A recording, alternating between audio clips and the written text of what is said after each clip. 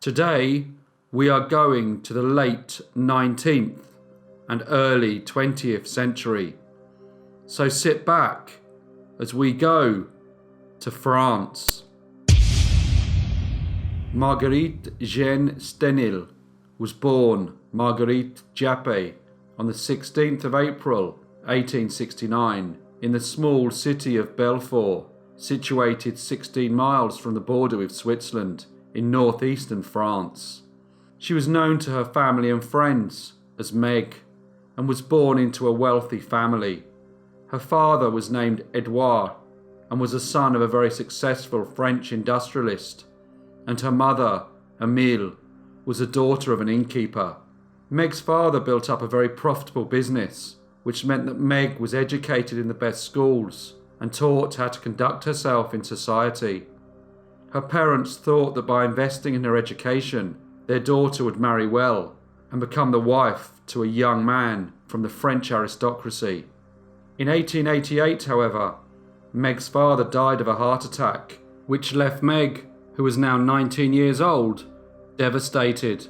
In order to try to come to terms with her father's death, she went on holiday to the south of France to visit her elder sister Juliette, who lived in Bayonne.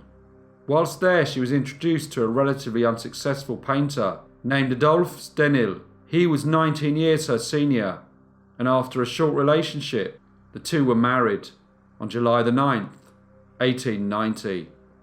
The marriage did not fulfill her mother's and late father's wishes of marrying into wealth, but Meg was very excited about going to live in Paris, and now she was able to go out and enjoy all the delights of the city and enjoy all the social freedoms that were so scarce when she lived with her parents.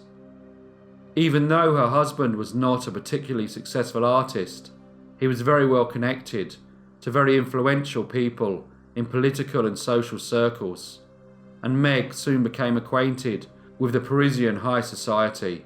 She was young, very attractive, and well educated, and soon acquired many male admirers. Influential men such as the composer Jules Massenet and the poet and novelist François Coppée were allegedly great admirers of Meg. In 1897, Meg's husband Adolphe was awarded a commission from the French president Félix François Faure. This was a great honour for him, and one that would further enhance the social standing of both him and his wife. President Faure was 57 years old and had been the president of France for 2 years, having been elected to power in 1895. He was a man from humble beginnings, having been the son of a furniture maker before becoming successful in business and being elected to France's National Assembly in 1881. He was married and had children, but had a reputation as a man who liked to keep the company of different high society ladies. And when he gave the commission to Adolphe, he was instantly attracted to the young 28-year-old Meg, who was 29 years his junior. Meg and Adolphe had now been married for 7 years, but since the birth of their daughter Martha, the couple had not been close, and it was reported that they were more like very good friends than husband and wife. Divorce was not thought as a very good social concept in 1890s Paris, so the couple continued to live together, but they both had very independent lives. Meg would always be present at her husband's art exhibitions and support him in his work, but she would also spend a lot of time alone and attending functions in the elegant homes of her friends. But now she had a new admirer, a new, very influential person who was keen to get very well acquainted with Meg, and this was none other than the President of France, Félix François Faure. As Meg's husband would often have meetings with the President to discuss the commission, she soon got to know the President, and it did not take long for Meg to become his mistress. She would visit him in the Blue Salon of the Élysée Palace, which was known to be a quiet room on the ground floor. Meg had no power over the President, who was often accused in the French media of acting more like a king than a president, but he seemed very fond of her, and the two of them met as often as possible. As the relationship continued, the president started spending more time with Meg and less with his wife and children. He liked the fact that she was a well-educated woman who had strong opinions, and he seemed to very much enjoy her company. On the evening of Thursday, February the 16th, 1899, Meg arrived at the palace.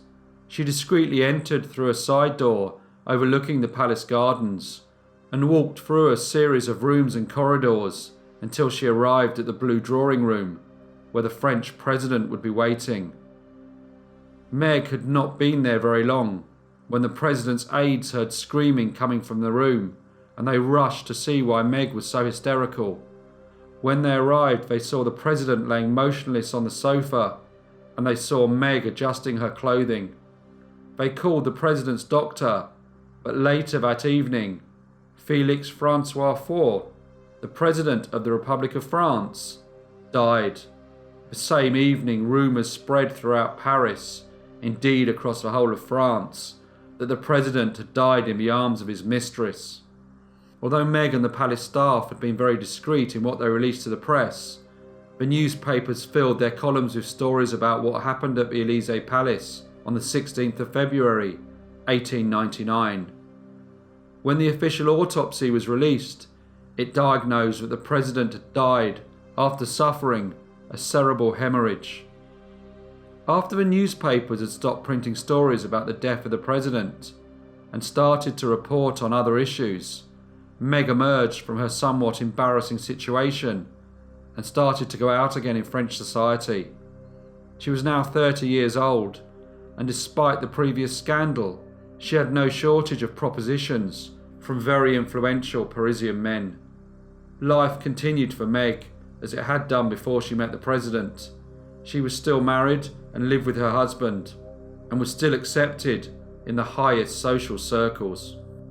As time went by, Meg continued to be seen in the most prestigious places in Paris, with many influential men, one being the French politician and future Prime Minister, Aristide Briand.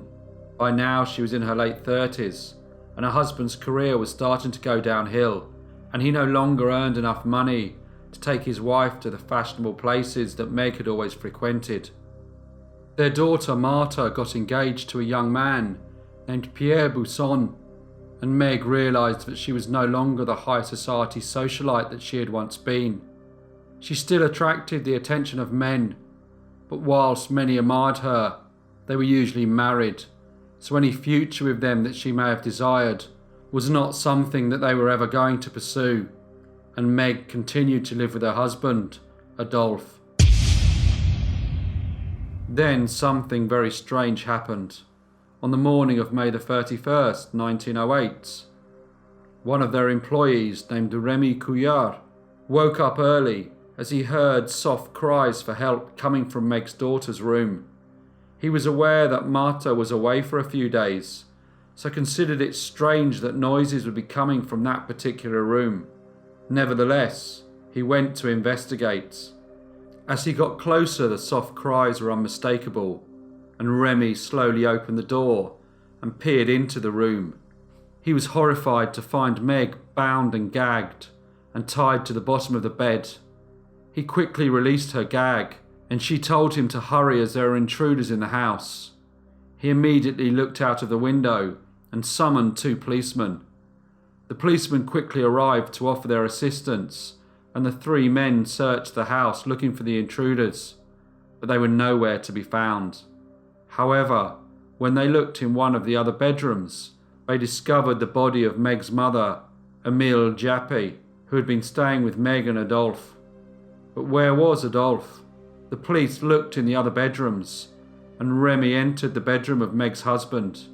He looked around, but the bedroom seemed empty. Then he tripped on something. He looked down and saw the body of Meg's husband, Adolphe Steinheil. The police were baffled as to what had happened and interviewed Meg. She claimed that she had been awakened by 3 men and a woman who entered her room and demanded to know where the money and valuables were. That is the last thing she remembered, as she was struck on the head, and when she regained consciousness, she was tied to the bed. The police, however, were not entirely convinced by Meg's story. Nothing had actually been stolen. And why had the intruders killed her mother and husband, but not her? The more the police questioned her, the more her story changed.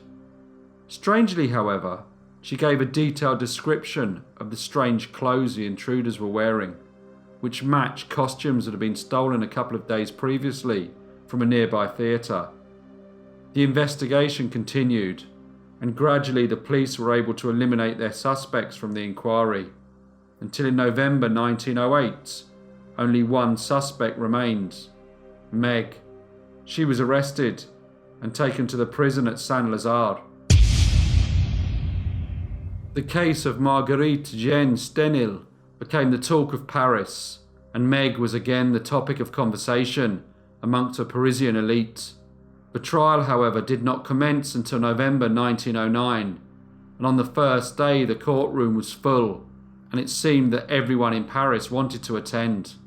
The prosecution claimed that Meg had killed her husband in order to marry one of her lovers, named Maurice Borderel, but when he was called to the witness stand, he assured to the court that they had never discussed marriage, and his description of Meg's character did nothing to help the prosecution's case. The defence kept more to the facts and confirmed to the court that Meg's mother, Emile, had actually died by choking on her dental plate, which she never wore to bed. Evidence showed that she had died elsewhere and that her body had been moved to the bed. The defence claimed that petite Meg was actually incapable of overpowering her mother and her husband. But Remy Couillard informed the court that when he found Meg, she was tied up so loosely she could easily have just slipped her hands through the rope and escaped. By the time the trial started, Meg had already spent 1 year in the prison in Saint-Lazare, so she had been away from the limelight and the French public. But now it was her chance to once more be the centre of attention. The press reported daily on the events, and Meg was going to make sure that she was once again the talk of Paris. The judge read a long list of men who had allegedly been her lovers, but omitted to name the ex-French president. Meg repeated her story to the court of the 4 masked intruders, and said that any inconsistencies in her testimony was due to the incompetence of the police.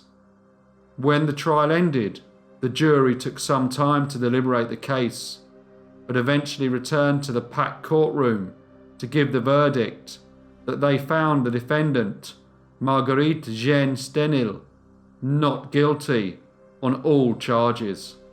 Meg was released and was front-page news across France, and for a few short weeks she revelled in her notoriety.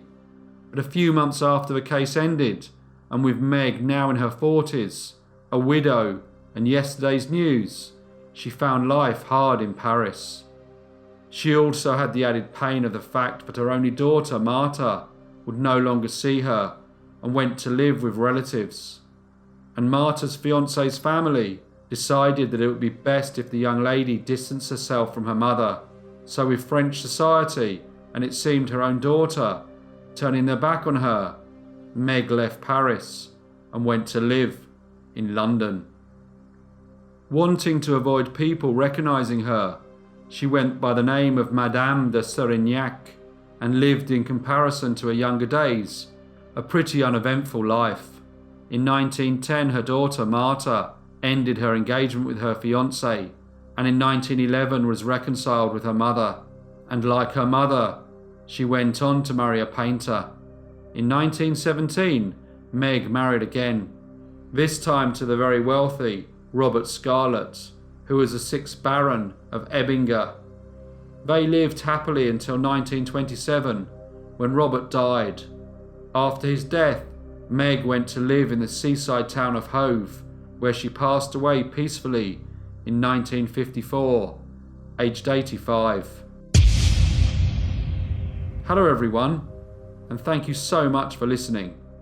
As per usual, please leave any comments or feedback you may have, and I will see you in the next brief case.